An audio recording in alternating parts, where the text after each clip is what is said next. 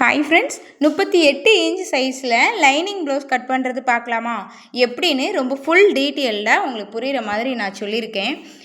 அதுக்கு முன்னாடி நம்ம அளவு ப்ளவுஸில் பாடி மெஷர்மெண்ட், அதாவது பாடி ரவுண்ட் என்னன்னு எப்படி கண்டுபிடிக்கிறதுன்னு பார்க்கலாமா? அதுக்கு உங்கள் அளவு ப்ளவுஸை ஹிப் சைஸ் பெண்ட் ஆகாமல் போட்டுக்கோங்க. போட்டுட்டு இதை கரெக்டாக போட்டால் தான் உங்களுக்கு ஆம் டு ஆம் கரெக்டாக கிடைக்கும். இந்த மாதிரி ஆம் டு ஆம் வைங்க. 19.25 இருந்தது. அந்த 19.25 அப்படியே கொண்டு முன்பக்கம் அளந்துக்கலாம். 19.25 வச்சு அதுக்கப்புறம் வைங்க. இது அந்த வி ஸ்டார்ட் ஆகிற இடத்து வரைக்கும் வச்சா போதும், முடிகிற இடம் வரை வேண்டாம். 28.25 வந்தது. அந்த 28.25 இன்னொரு பக்கம் இடது பக்கமாக வச்சு அதை ஸ்ட்ரைட்டாக பிடிச்சி இழுங்க. ரொம்ப இழுக்க வேண்டாம். லைனிங் ப்ளவுஸுங்கிறதுனால ஓரளவு மீடியமாக தான் வரும். 37 இன்ச் வந்தது. 37 இன்ச் இருந்தாலும் 38 சைஸுக்கும் சரியாக இருக்கும். 37 சைஸுக்கும் இந்த ப்ளவுஸ் சூப்பராக சூட் ஆகும். இப்போது நம்ம 38 அதை எடுத்துக்கலாம். 38 4 டிவைட் பண்ணிக்கோங்க. 9.5 வந்தது. அப்போது 9.5 பாடி ரவுண்டு இருக்கணும். இதோட பாடி சுற்றளவு இருக்கிற மாதிரி நம்ம பெண்ட் பண்ணி போட்டுக்கணும். 9.5 + 1.5 இன்ச் ஸ்டிச்சிங்க்காக நம்ம சேர்த்துக்கணும். அப்போ 11 இன்ச்சு அகலம் இருக்கிற மாதிரி இந்த கிளாத்தை மடித்து போட்டுக்கோங்க. மடிக்கும்போது நல்விளிம்பை மடிக்கிற மாதிரி பார்த்துக்கோங்க. நல்விளிம்பு மடிக்கிறதில்ல, நல்விளிம்பை நம்ம முன்பக்கமாக வச்சு அப்படி பெண்டு போடுற மாதிரி பார்த்துக்கோங்க. நான் எல்லா ப்ளவுஸ் கட்டிங்லேயும் சொல்லியிருக்க மாதிரி தான். அதை போட்டுட்டு கீழே 1.5 இன்ச் மார்க் பண்ணிடுங்க. சரிங்களா? ஹிப்புக்கு மடிக்கிறதுக்காக. அதுக்கு மேலே நீங்கள் ஹைட்டு அளங்க. இதில் 11 இருந்தது. ரொம்ப கட்டையாக இருக்கிறதுனால ஒரு 1/2 இன்ச் நம்ம ஹைட் வச்சுருக்கோம்.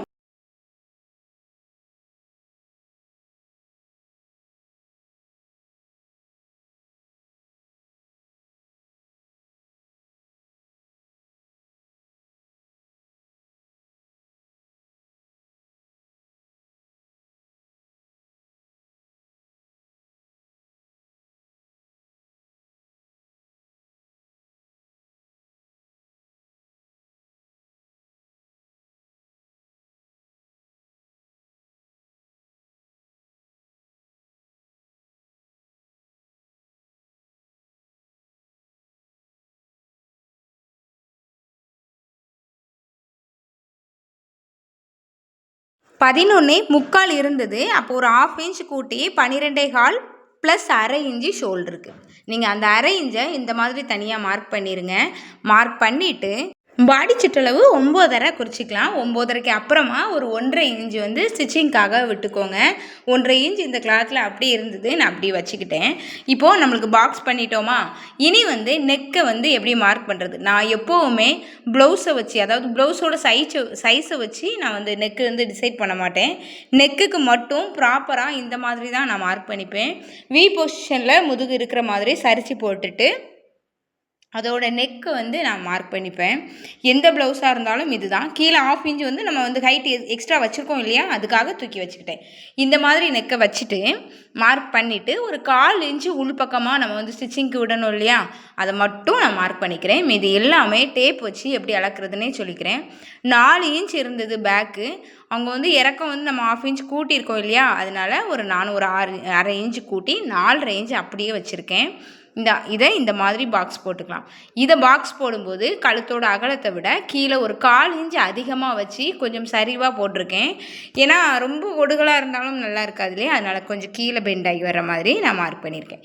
இனி ஷோல்டர் எவ்வளோ, இந்த ஆம் ரவுண்டை நம்ம எப்படி மார்க் பண்ணுறதுன்னு பார்க்கலாமா? ஷோல்டரை இந்த மாதிரி அளந்துக்கோங்க. இதில் 2.25 இன்ச் இருக்குது. 3/4 இன்ச்சு கூட்டிக்கோங்க. உங்களுக்கு ஸ்டிச்சிங் போக சூப்பராக இருக்கும். 3 இன்ச் வச்சுருக்கேன். அதுக்கப்புறம் அக்குள் இறக்கம், சரிங்களா? அக்குள் இறக்கத்தை இந்த மாதிரி மார்க் பண்ணி ஏற்கனவே 1/2 இன்ச் கூட்டியிருக்கோம், இதுக்கு 1/2 இன்ச், அப்போ 1 இன்ச் கூட்டி நான் 8.25 வச்சுருக்கேன். 7.25 இருந்தது. 1/2 இன்ச்சு தான் கூட்டணும், சரிங்களா? அதை இந்த மாதிரி பாக்ஸ் போட்டுக்கோங்க. இன்னொரு முக்கியமான விஷயம் இதில் உங்களுக்கு நான் தெளிவுபடுத்துகிறேன். அந்த ரவுண்டு இருக்கு இல்லையா, அந்த ரவுண்டு எப்படி இருக்குன்னு நீங்கள், அதாவது எந்த லெவலுக்கு 1 இன்ச்சில் வளைச்சிருக்காங்களா 1.5 இன்ச் வளைச்சிருக்காங்களான்னு கண்டுபிடிக்கணும் இல்லையா? அதுக்கு ரொம்ப ஈஸியான மெத்தட் சொல்லிடவா? அந்த பெண்டோட சென்டர் எதுன்னு நீங்கள் பார்த்துட்டு அதை இந்த மாதிரி அளந்துக்கோங்க. 8.25 இருக்கா, ஹைட் ஏற்கனவே அரேஞ்சு கூட்டியிருக்கோம், எக்ஸ்ட்ரா ஸ்டிச்சிங்க்கு அரேஞ்சு கூட்டிக்கோங்க. 9.25 நீங்கள் இந்த மாதிரி வச்சுக்கோங்க ஃப்ரெண்ட்ஸ். உண்மையிலே இந்த ட்ரிக்கை நீங்கள் யூஸ் பண்ணி பாருங்கள். ரெகுலராக என்னோடய வீடியோஸ் பார்க்குறவங்களுக்கு தெரியும், ஒவ்வொரு ப்ளவுஸ் கட்டிங்களையும் பிகினர்ஸும் புரிஞ்சுக்கிற மாதிரி நான் ஒவ்வொரு டிப்ஸ் கொடுப்பேன். அதில் இதுவும் ஒரு டிப். நீங்கள் இந்த மாதிரி பண்ணிவிட்டு, நான் இன்னும் ப்ளவுஸில் ஆம் ரவுண்ட் வந்து செக் பண்ணல, இதில் தான் ஃபஸ்ட்டு செக் பண்ணுறேன். 7.5 இருக்குது. ஓகேவா, நான் கட்டிங் போட்டிருக்க இந்த மெத்தடில் 7.5 இருக்குது. நான் ப்ளவுஸில் செக் பண்ணுறேன், எனக்கு தெரிஞ்சு தப்பாக போக வாய்ப்பு இல்லை. நீங்கள் அதே மாதிரி இந்த நண்டுகால் மாதிரியே நீங்கள் வைங்க, அதாவது ஒரு விரல் விட்டு ஒரு விரல், சூப்பராக சூட் ஆகுது. 7.5 இன்ச்சு தான் இருக்குது. கண்டிப்பாக இதில் பார்த்தா தெரியும் உங்களுக்கு. அதில் ஒரு பாயிண்ட் கம்மியாக இருந்த மாதிரி இருந்துங்கிறதுக்காக நான் திரும்பவும் உங்களுக்கு சொல்லியிருக்கேன். 7.5 இன்ச் அந்த ஆம் ரவுண்ட் வந்து ரொம்ப பெர்ஃபெக்டாக கிடச்சிருக்கு. இனி நம்ம இதை கட் பண்ணி எடுத்துக்கலாம். கட் பண்ணும்போது கழுத்தோட கீழ்ப்பகுதியிலேருந்து கட் பண்ணி துண்டு விழாமல், அதாவது துண்டு விழுன்ற மாதிரி விடாமல் இந்த மாதிரி அட்டாச் இருக்கிற மாதிரியே எப்போவுமே நீங்கள் ப்ளவுஸ் கட் பண்ணுங்கள். ஏன்னா வந்து 80 பாயிண்ட்டுங்கும்போது 80 பாயிண்ட் 70 பாயிண்ட் தான் கொடுப்பாங்க, 1 மீட்டர்லாம் கொடுக்க மாட்டாங்க ப்ளவுஸுக்குள்ளே. அதுக்குள்ளே தான் நம்ம வந்து ஸ்டிச் பண்ணி முடிக்கணும். இப்போது நீங்கள் எதில் பேக் வெட்டினீங்களோ அதோட முன்னாடி பக்கமே கொஞ்சம் அதிகப்படுத்தி போட்டுக்கோங்க. கிளாத்தை கொஞ்சமாக அதிகப்படுத்தி போட்டுட்டு, ஏன்னா நம்ம டாட்டுக்கும் இடம் விடணும், முன்னாடி ஹூக்குக்கும் நம்ம இடம் விடணும் இல்லையா. அப்போ 3/4 இன்ச் அதிகமாக இருக்கிற மாதிரி உங்களுடைய கிளாத்தை நீங்கள் போட்டுக்கோங்க. போட்டுட்டு அப்படியே தூக்கி பேக் பீஸை போட்டுக்கோங்க. நான் முதல்ல ஹைட்டை மென்ஷன் பண்ணிப்பேன், ஆனால் அது தேவையில்லை. இருந்தாலும் என்னோட மெத்தட் அப்படி தான். போட்டுட்டு ஆம் ரவுண்டை அதே மாதிரி நீங்கள் ரவுண்ட் பண்ணி எடுத்துக்கோங்க. கழுத்தோட அகலத்தையும் நீங்கள் போட்டுக்கலாம். சரிங்களா, போட்டுட்டு ஆம் ரவுண்டு தான் நான் ஃபஸ்ட்டு வந்து கரெக்ட் பண்ணுவேன். பேக்கில் இருந்து ஃப்ரண்ட்டுக்கு என்ன டிஃப்ரெண்ட்னா, அதே பாக்ஸை போட்டுட்டு பாக்ஸோட சென்டரில் ஒரு 1/2 இன்ச் மார்க் பண்ணிவிட்டு இந்த மாதிரி உங்களுக்கு உள்வளைவு எடுத்துக்கோங்க. ப்ளவுஸ் பாடி பீஸோட கையில் இந்த மாதிரி எடுத்துக்கிட்டோமா. இனி வந்து என்ன பண்ண போகிறீங்க, கழுத்து இறக்கத்தை நீங்கள் மார்க் பண்ண போகிறீங்க.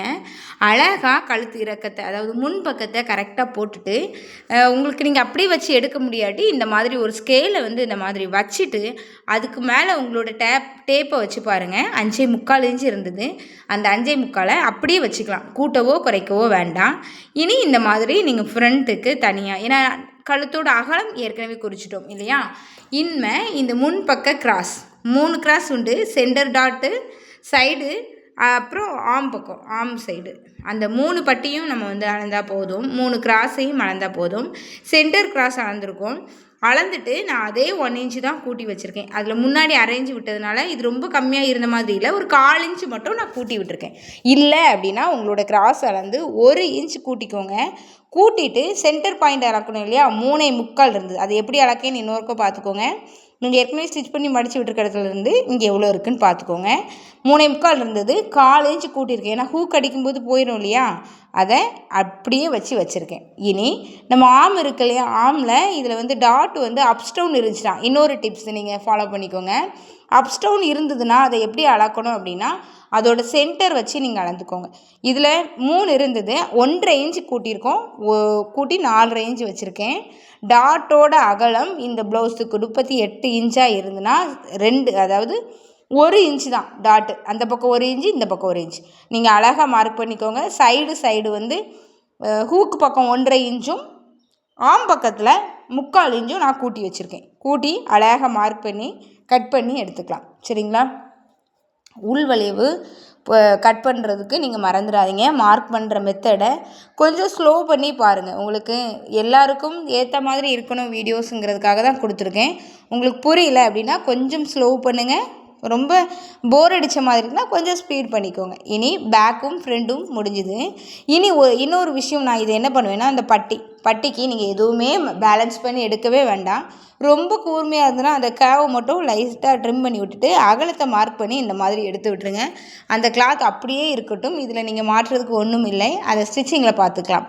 சரிங்களா, இனி கை கட் பண்ண போகிறோம். இது 10 இல்லைன்னா ஒட்டு போடணுமான்னு எனக்கு தெரியல.